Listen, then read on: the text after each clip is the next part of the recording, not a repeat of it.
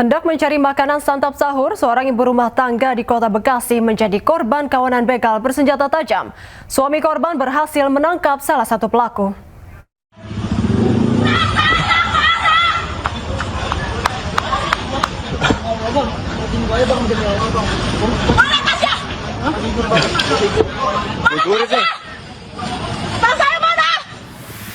Inilah rekaman video amatir warga saat seorang pelaku begal bersenjata tajam tertangkap tangan saat melakukan aksi begal. Korban sedang mencari makan santap sahur di Jalan Pekayon Raya, Bekasi Selatan, Kota Bekasi, Jawa Barat.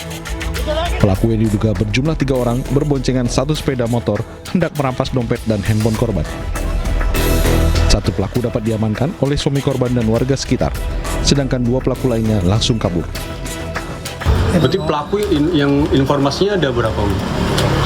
Yang pelaku itu 3 katanya, yang salah 1 yang kabur, yang 2 kabur. Nah, satu motor. Pelaku ditahan di Mapolres Metro Bekasi Kota, sedangkan 2 pelaku lainnya sudah diketahui identitasnya masih dalam pengejaran Satreskrim Polres Metro Bekasi Kota.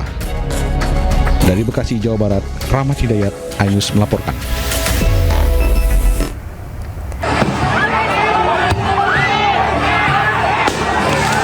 Hasil imbang tanpa gol antara Persija Jepara melawan Persisolo di Stadion Gelora Bumi Kartini, Jepara, Jawa Tengah diakhiri dengan keributan antar kedua kubu supporter.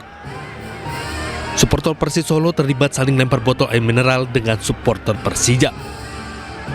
Kericuhan semakin memanas setelah supporter Solo melepaskan petasan ke arah pendukung Persija. Keributan ini diperparah dengan pengrusakan sejumlah bangku tribun oleh oknum supporter Persisolo.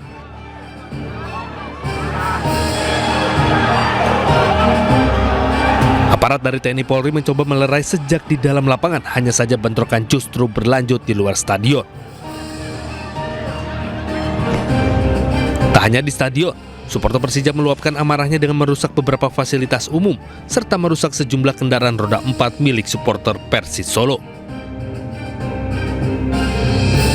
Masa dari kedua pihak, satu supporter Solo, kemudian supporter dari Jepara, ada gesekan awalnya dari saling kata-kata, kemudian mulai menggunakan gerakan-gerakan yang provokatif sampai di beberapa tempat. Dari Solo ada yang mencabut kursi, ada sekitar beberapa kursi yang dilempar ke arah supporter Persija.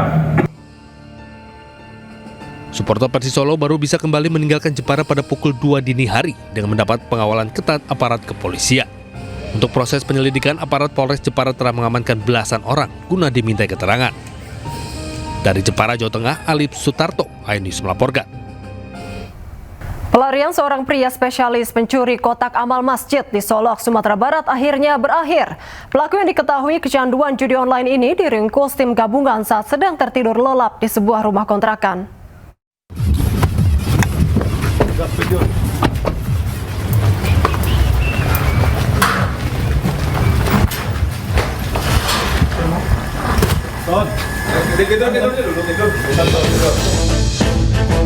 Tim Black Spider Satreskrim Polres Solo Kota bersama tim Klewang Polresta Padang berhasil meringkus pencuri spesialis kotak amal masjid. Pelaku disergap petugas gabungan di kawasan Lolong Belanti, Kecamatan Padang Utara saat tengah tertidur pulas di dalam kamarnya. Penangkapan pelaku merupakan hasil pengembangan intensif dari sejumlah rekaman CCTV di rumah ibadah, salah satunya di Musola Nurul Ilmi, Kota Solok. Pelaku mengaku telah beraksi di 4 lokasi berbeda dengan total kerugian mencapai jutaan rupiah. Mirisnya, seluruh uang hasil kejahatan tersebut habis digunakan pelaku untuk berbelanja kebutuhan pribadi dan judi online. Uang yang digunakan oleh pelaku untuk kebutuhan sehari-hari dan untuk main judi online. Pelaku tersebut bukan hanya beraksi di wilayah hukum Polres Solok Kota, namun di kabupaten juga beraksi, dan pelaku juga merupakan residivis dari kejahatan yang sama. Atas perbuatannya, pelaku dijerat pasal 477 KUHP baru terkait pencurian dengan pemberatan dengan ancaman hukuman 7 tahun penjara. Sebuah minibus menabrak sejumlah pemotor dan pedagang kaki lima di kawasan Jenderal Sudirman, Kebayoran Baru, Jakarta Selatan pada Jumat dini hari. Dua pemotor yang mengalami luka-luka langsung dilarikan ke rumah sakit, sementara kecelakaan diduga terjadi akibat pengemudi mengantuk.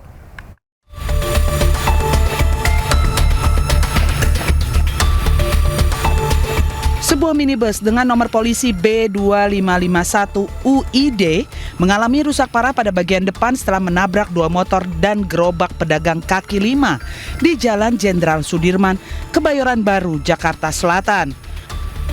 Dua motor yang ditabrak mengalami rusak parah, sementara satu pengendara sepeda motor mengalami luka-luka dan langsung dilarikan ke rumah sakit. Mobil melaju dari arah Bundaran HI menuju ke arah Patung Pemuda Senayan, hendak pulang ke arah Parung Bogor. Mobil yang melaju dengan kecepatan 90 km per jam, si sopir tidak melihat adanya sepeda motor di depannya. Lalu mobil pun menyenggol bagian belakang sepeda motor, hingga akhirnya sepeda motor pun terseret. Mobil yang masih melaju kemudian menabrak pengendara lain hingga akhirnya menabrak gerobak pedagang kaki lima dan tergelincir hingga berputar arah. Diduga kecelakaan terjadi akibat pengemudi kehilangan konsentrasi dan mengantuk saat berkendara. Motor di tengah, cuma agak pelan. Terus saya kan emang pesan dari jauh kan, ya agak belok ke kiri, ya belok ke kanan dikit. Jadi karena buntutnya langsung berbalik saya, buang setir. Posisi kencang juga tadi bawa mobilnya. 90-an. Kondisi hujan. Kondisi udah nggak hujan, memang ini aja basah. Kasus kecelakaan ini kini ditangani petugas Laka Lantas Polres Metro Jakarta Selatan. Mobil yang mengalami kerusakan langsung dievakuasi petugas menggunakan mobil derek. Akibat sopir alami microslip saat berkendara, sebuah mobil minibus listrik menghantam beton separator busway hingga ringsek di Jalan MT Haryono, Tebet, Jakarta Selatan. Beton yang berhamburan di jalan membuat arus lalu lintas terganggu.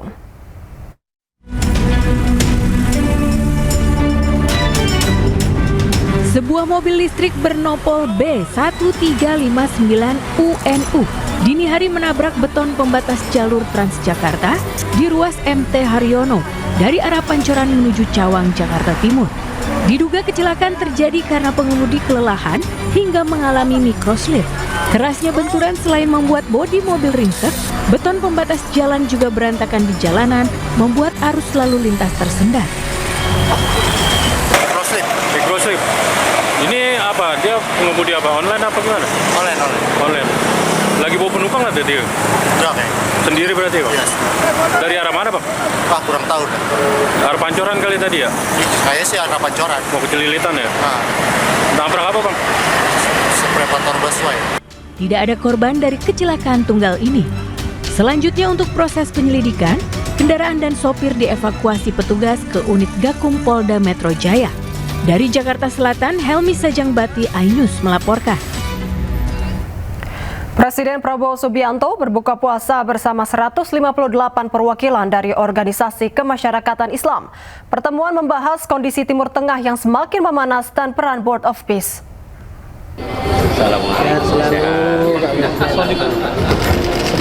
Semarang, Pak.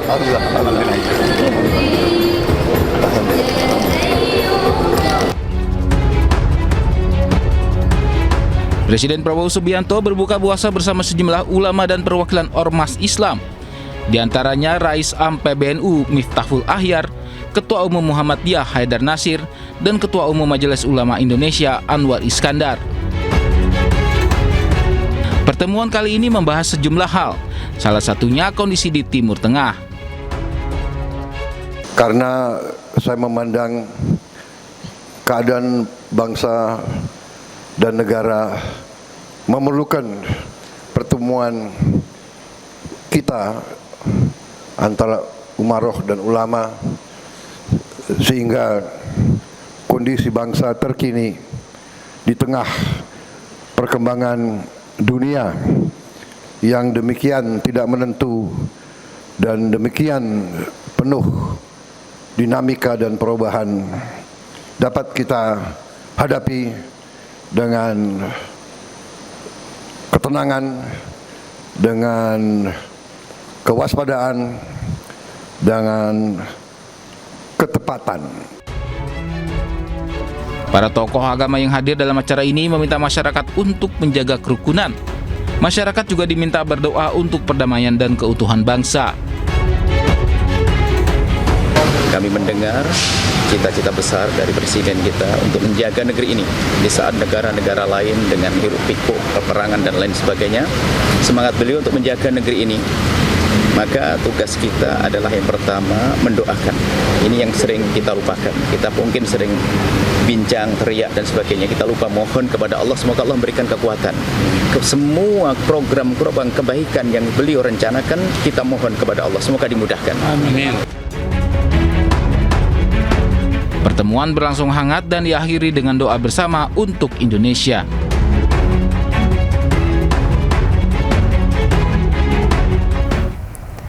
Jokowi membocorkan isi pertemuan saat dirinya bersama mantan presiden dan wakil presiden lainnya diundang Presiden Prabowo Subianto.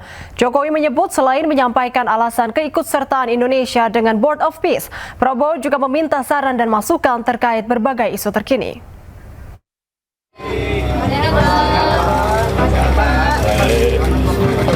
Presiden ke-7 RI Joko Widodo membeberkan isi perbincangannya dengan Presiden Prabowo Subianto di Istana Merdeka Selasa malam lalu.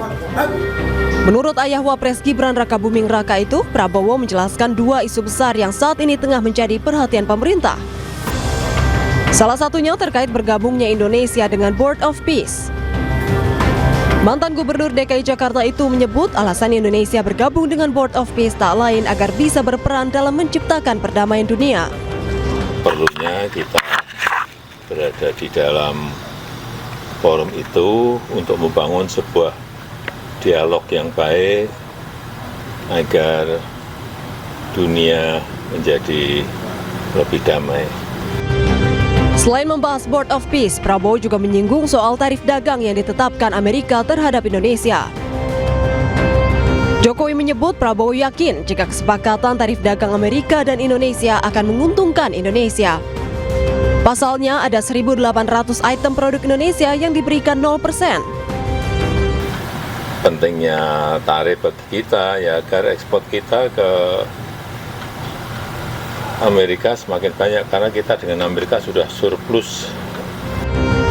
Jokowi juga menyebut dalam pertemuan yang berlangsung hampir 4 jam itu, para mantan presiden dan wakil presiden serta tokoh politik lainnya turut memberikan masukan termasuk pandangan politik mereka. Selasa malam, Presiden Prabowo Subianto mengundang sejumlah tokoh nasional ke Istana Merdeka, dari mantan presiden dan wakil presiden RI, mantan menteri luar negeri, serta ketua umum partai politik. Dari Solo, Jawa Tengah, Septiantoro, iNews melaporkan. Direktur Eksekutif Lokataru Del Pedro Marhain dan kawan-kawan divonis bebas dalam kasus dugaan penghasutan terkait demonstrasi berujung kericuhan pada Agustus 2025 lalu. Hakim membebaskan Del Pedro dan kawan-kawan dari dakwaan kasus tersebut. Menyatakan terdakwa 1 Del Pedro Marhain Rismansyah, terdakwa 2 Muzafar Said, terdakwa 3 Syahdan Hussein dan terdakwa 4 Haris Anhar. Majelis Hakim Pengadilan Negeri Jakarta Pusat menyatakan Del Pedro Marhain Rismansyah, Muzafar Salim, Syahdan Hussein, dan Horik Anhar tidak terbukti bersalah dalam dakwaan jaksa penuntut umum.